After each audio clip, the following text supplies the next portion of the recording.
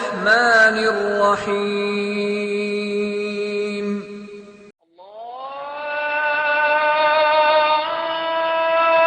الله أكبر الله أكبر.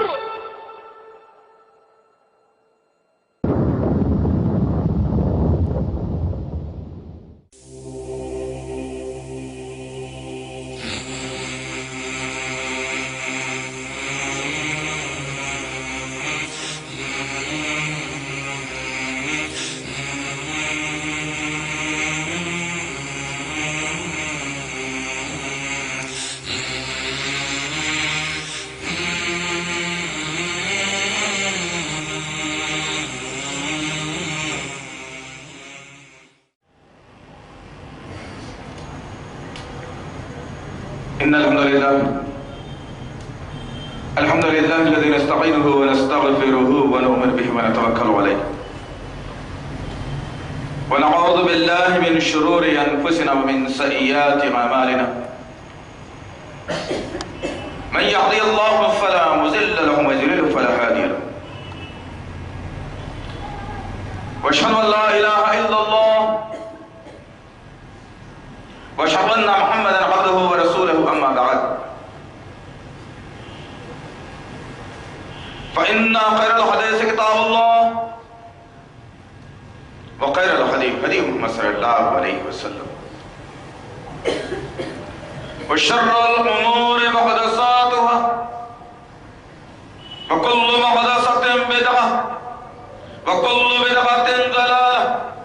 وكل ضلالة في النار. قال الله تعالى في القرآن المجيد والفرقان الحميد. أعوذ بالله من الشيطان الرجيم. بسم الله الرحمن الرحيم.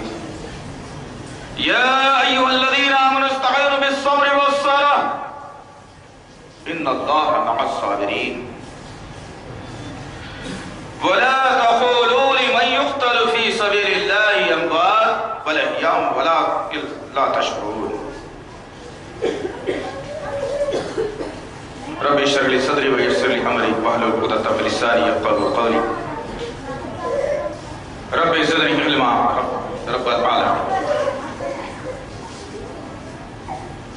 تمام تعریف بدر کی بڑائی کبریائی اس سرکار مولا کے لیے جو تمام جہانوں کا پالنہار مدبر مشکل کشا حاجت روا، جس کی سعادت میں کوئی شکوہ نہیں، جس کی دانش میں کوئی شکایت نہیں، بر خطا سے لا رہے ہوئے.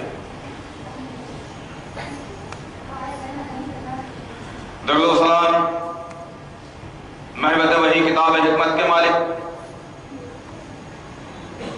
صاحب تاج و معراج براق صلی اللہ علیہ وسلم پر. سلام اس پر کہ جس کی سن پاروں نے گواہی دی. سلام اس پر کہ جس کے چاند تاروں نے گواہی دی. درود اس پر کہ جس کی زندگی رحمت ہی رحمت. درود اس پر کہ جس کا تذکرہ عینی عبادت. اللہم صلی علی محمد وعلی آل محمد وبارک وسلم. بزرگوں اور عزیز نوجوان ساتھیوں اور پس پردہ سننے والی اسلام کی معزز معتبر خواتین، یہ اللہ کا بے پناہ فضل کرم احسان ہے کہ اللہ رب العزت نے ایمان والے گھرانے میں پیدا فرمایا. قرآن جیسی مقدس معتبر کتاب عطا فرمائی، ورنہ ہوتا یہ ایک آدمی عیسائی گھرانے خاندان میں پیدا ہوتا، اسے وہ مذہب بڑا اچھا لگتا اور اسی پر اس کی موت واقع ہو جاتی. کوئی آدمی ہندو مذہب میں پیدا ہوتا، مورتی پوجا اسے اچھی لگتی، اسی میں اپنی زندگی کو صرف کرتا، ایک عمر گزارتا اور پھر ختم ہو جاتا. غرض کہنے کا مقصد یہ ہے کہ اللہ رب العزت نے بے مانگے کے ایک بہترین پکا اور سچا اسلام جسے کہا گیا، جس کی تائید میں، جس کی تعریف میں اللہ رب العزت نے کہا ان الدین عند اللہ الاسلام،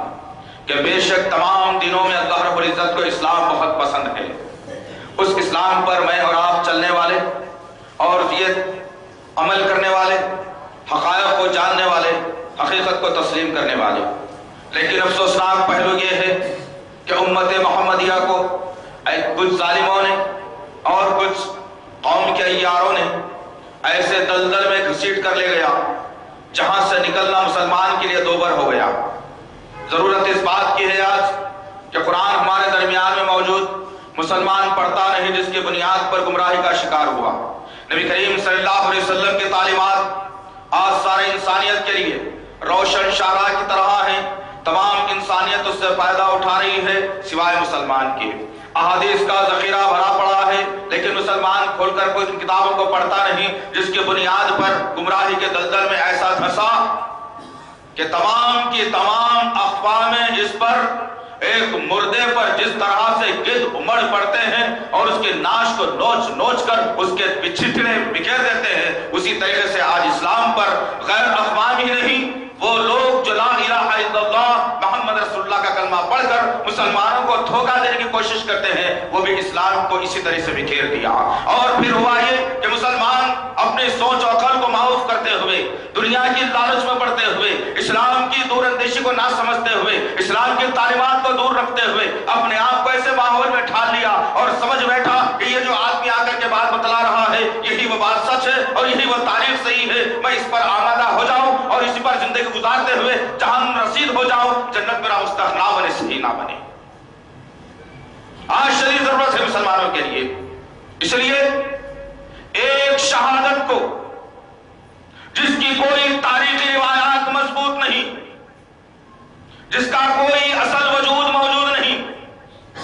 جس کی کوئی دن اور تاریخ یا وقت مقرر نہیں، کس مہینے میں شہادت امام حسین ہوئی تھی، اس معاملے میں نہیں کہتا، کوئی سنی عالم کی کتاب نہیں، کوئی کسی اہل حدیث عالم کی کتاب نہیں، کوئی جماعت اسلامی کا مورخ نہیں، کوئی اور نہیں، بلکہ لکھنے والی شخصیتوں میں خود شیعوں کے علماء نے لکھا، یعقوب کلینی نے لکھا، اپنی کتاب اصول کافی کے اندر لکھا کہ ہمیں یہ بات سرا سے معلوم ہے کہ شہادت امام حسین 10 محرم کو نہیں ہوئی، ہم نے اس دن کو اس لیے چنا چونکہ یہ دن مسلمانوں کے نزدیک، چونکہ یہ دن انسانوں کے نزدیک بڑا ہی معتبر ہے۔ پھر اس نے لکھا اپنی تاریخ کو گواہ کرتے ہوئے کہ یہ 10 محرم اس لیے مشہور ہے، چند باتوں کو اس نے سچائی بھی میں لکھ دی اور کہا کہ آدم علیہ السلام کو 10 محرم کو نہ روح بخشی گئی تھی، 10 محرم کو اللہ رب العزت نے آدم علیہ السلام کو جنت میں داخل کیا تھا، آدم علیہ السلام کی توبہ 10 محرم کو قبول ہوئی تھی، جو ایوب علیہ السلام کو بیماری سے نجات 10 محرم کو ملی تھی، نوح علیہ السلام کی کشتی وہ پہاڑ جودی پر لگی تھی، 10 محرم کا دن تھا، موسیٰ علیہ السلام کو فرعون کے مقابلے میں نجات ملی تھی، 10 محرم کا دن تھا۔ اس نے چند تاریخی روایات کو گنا کر کے کہا کہ یہ دن مسلمانوں کے پاس اور ایمان والوں کے پاس بڑا ہی طاقتور دن ہے اور مضبوطی سے مسلمان اس کو مانتے ہیں، اس لیے ہم نے اس دن کو چن کر کے کہا کہ حسین کی شہادت 10 محرم کو ہوئی ہے۔ حقیقت بات یہ غور کرنے کی بات ہے رضوان محترم، آج انشاءاللہ العزیز اس خطبہ جمعہ میں ہم نے جو عنوان منتخب کیا ہے یہی کہ شہادت ایک یعنی حقیقی شہادت دن اور تاریخ کے حساب سے، وقت کے حساب سے، دشمنوں کے حساب سے، ہر شے سے شہادت تاریخ گواہ ہے، غلط نہیں ہے، لیکن ایک شہادت کو مسلمانوں کے ذہنوں میں اتنا ابھارا اور اتنا پیوست کر دیا گیا، مہر کر دیا گیا ان کے ذہنوں پر کہ ان کی اصلی تاریخ گم ہو گئی، بناوٹی تاریخ پر مسلمان پریشان حال ہے۔ حقیقی طور پر اس لیے کہ یہ شہادت سے پہلے کیا اسلام کے لیے شہادتیں ہوئی یا نہیں، نبی محترم صلی اللہ علیہ وسلم ان شہادتوں پر اپنی آنکھ سے آنسو جاری کیے یا نہیں، ان کو تمغات سے نوازا یا نہیں، یا پھر یہی ایک شہادت 10 محرم کی ہے جس کو نبی نے سراہا تھا یا نبی نے جس کو بڑا کر کے بتایا تھا یا نبی نے اس شہادت کے بارے میں مسلمانوں کے سامنے بہت بڑی تقریر کی تھی، ہرگز نہیں ہے۔ آئیے آج کے اس نشست میں ہم جائزہ لیتے ہیں، ایک شہادت نہیں ہے اسلام کے اندر، ایسی کئی شہادتیں ہیں جس کو آج دشمنوں نے تاریخ کے اوراق سے غائب کر دیا، لیکن الحمدللہ ان کی تاریخیں آج بھی سلف صالحین کے پاس موجود ہیں، الحمدللہ آج ان کی تاریخیں احادیث کے اندر موجود ہیں، آج ان کی تاریخوں کے بارے میں اللہ رب العزت قرآن میں کہتا ہے، اللہ نے سورہ بقرہ کی آیت نمبر 151 اور 152 میں کہا کہ یا ایھا الذین آمنوا استعینوا بالصبر والصلاۃ ان اللہ مع الصابرین، اے ایمان والو جب تم پر کوئی مصیبت یا پریشانی آ جائے تو تم صبر اور نماز سے مدد لینا، بے شک اللہ صبر کرنے والوں کے ساتھ ہے۔ پھر اللہ نے پہلی کیٹیگری سمجھائی کہ تمہیں کہاں صبر کرنا ہے، کہاں تم کو اللہ کی مدد آنی ہے۔ پہلی کیٹیگری بتا کر اللہ کہتا ہے وَلَا تَقُولُوا لِمَن يُقْتَلُ فِي سَبِيلِ اللَّهِ أَمْوَاتٌ بَلْ أَحْيَاءٌ وَلَٰكِن لَّا تَشْعُرُونَ۔ کہاں اللہ رب العزت نے تمہیں اللہ کے راستے میں قتل ہو جانا پڑے، کیا تم اللہ کے راستے میں قتل ہو جاتے ہو تو یاد رکھو تم مردہ نہیں ہوتے ہو، تم زندہ ہوتے ہو۔ اللہ تعالیٰ کو اس کا شعور ہے، تمہیں اس کا شعور نہیں ہے۔ اللہ نے گارنٹی دی جو اللہ کے راستے میں شہید اور قربان ہو جاتا ہے اسلام کو بچانے کے خاطر، اللہ نے ایمان والوں کے جذبے کو بلند کیا۔ کہیں ذہن میں یہ نہ آ جائے کہ میں تو مر جاؤں، لیکن اللہ یہ عارضی زندگی کے علاوہ بھی اور ایک بہترین زندگی دینے کا وعدہ کیا ہے، بہترین مقام دینے کا اللہ نے وعدہ کیا ہے۔ اللہ فرماتا ہے کہ جو قتل ہو جاتے ہیں وہ زندہ نہیں، وہ مردہ نہیں، وہ زندہ ہے، لیکن تمہیں اس کا شعور ہرگز نہیں ہے۔ آئیے دیکھتے ہیں اسلام کے اندر اس خوشخبری کے بارے میں، آئیے دیکھتے ہیں صحابہ کے اندر کہ جب اسلام ان کے سینوں میں نہیں تھا تو ان کی زندگی کیا تھی، جب اسلام ان کے سینوں میں آیا تو ان کی زندگی میں تبدیلی کیسے آئی۔ پھر میں اور آپ اپنے گریبان میں منہ ڈال کر سوچنے کی کوشش کریں کہ برسوں سے میں اور آپ مسلمان ہیں، ہم نے اسلام کے چمن پہ کتنا غارت کیا ہے، کتنا اس کو ہرا بھرا کیا ہے، کتنا اس کو تباہ کیا ہے، کتنی اس کی ہم نے فکر کی ہے۔ ان کی زندگیوں سے روشنی لینے کی ضرورت ہے یار۔ اسلام عرب کی سرزمین پر ابھی پنپ رہا تھا، لوگوں کے دلوں میں اسلام کی روشنی پھیل رہی تھی، نبی کریم صلی اللہ علیہ وسلم کی تعلیمات سے لوگ روشناس ہو رہے تھے، معبودان باطل کی توہین ہو رہی تھی، خاندانی منصوبہ بندی پر میل دیا جا رہا تھا۔ چند گنتیوں پر انگلیوں پر گنے جانے والے ایمان والوں کی تعداد عرب کی کل آبادی 5000 سے کچھ زیادہ، جس میں سے کچھ کم و بیش 20 یا 25 لوگ نبی کریم صلی اللہ علیہ وسلم کے ساتھ ایمان کی آغوش میں پناہ لیے ہوئے ہیں۔ اور کوئی مالدار، کوئی طاقتور، کوئی حکمران، کوئی قبیلے کا سردار نہیں، غریب اور غربا لوگ جن کو اس وقت کے سرداروں نے بازار سے خرید کر لا کر اپنے غلامی کے لیے رکھا تھا، انہی لوگوں نے سب سے پہلے اسلام کو اپنے سینے میں جگہ دی۔ اب پھر وہ اسلام پنپنے لگا۔ ایسی ماحول میں ایک طرف ابو جہل کو تمام قبیلوں نے ابو الحکم مان لیا، تمام قبیلوں کا سردار، ایک طرف ایمان والوں کا سردار محمد صلی اللہ علیہ وسلم، ایک طرف دشمنوں کا سردار ابو جہل ہے۔ ابو جہل اپنی پروگرامنگ روز بڑھانا چاہتا ہے، اپنے لوگوں کو بڑھنے نہیں دیتا، اپنے لوگوں کو قریب کھینچنا چاہتا ہے۔ ایسے ماحول میں نبی محترم صلی اللہ علیہ وسلم کی تعلیمات لوگوں تک پھیل رہی ہیں، لوگوں تک جا رہی ہیں، لوگ اسلام کی آغوش سے پناہ لے رہے ہیں اور اپنے نبی کی تعلیمات کو حاصل کر رہے ہیں۔ ایسے ہی ماحول میں ابو جہل کے کانوں میں آ کر کسی نے آواز دی، اے ابو الحکم، بڑا ہی غضبناک واقعہ پیش آیا ہے، بڑا ہی المناک بات ہے، ہمارے اوپر تماچا ہے۔ ابو الحکم بھڑک اٹھا، ابو جہل، کہا کہ معاملہ کیا ہے بتاؤ؟ کہا ایک ہی خاندان کے 3 لوگ جو غزر خرید غلام ہیں، جن کو کوئی حکم پاس کرنے کا کوئی اجازت نہیں،